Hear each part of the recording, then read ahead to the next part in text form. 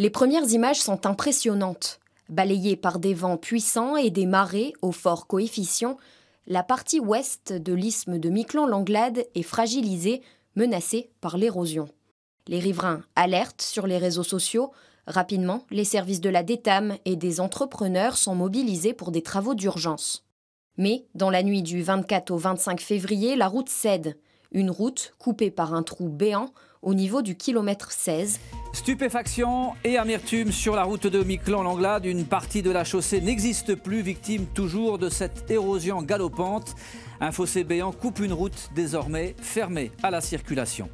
C'est le début d'un long chapitre.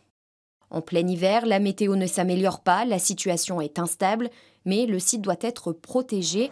Des engins de chantier de la Société des travaux routiers sont vite acheminés par ferry vers Miquelon.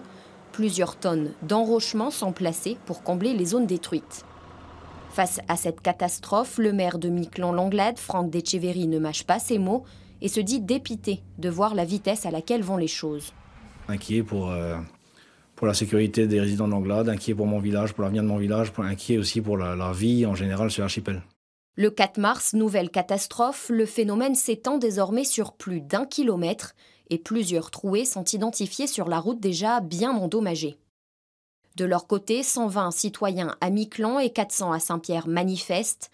Tous demandent des mesures plus concrètes pour sauver l'isthme. Maintenant, reste la question du financement. Et je pense que là, maintenant, le collectif va se retourner en fait vers le gouvernement, puisque le préfet dit que l'argent doit être utilisé localement.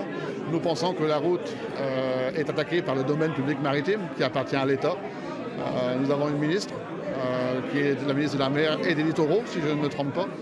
Je crois qu'on va lui faire un appel au secours. J'espère qu'on sera entendu vraiment parce que c'est très très important aujourd'hui. Après plusieurs échanges entre les différents pouvoirs publics, la collectivité sera finalement l'unique source de financement. Les travaux sont estimés à 2,6 millions d'euros. La fin est prévue d'ici 12 à 15 semaines.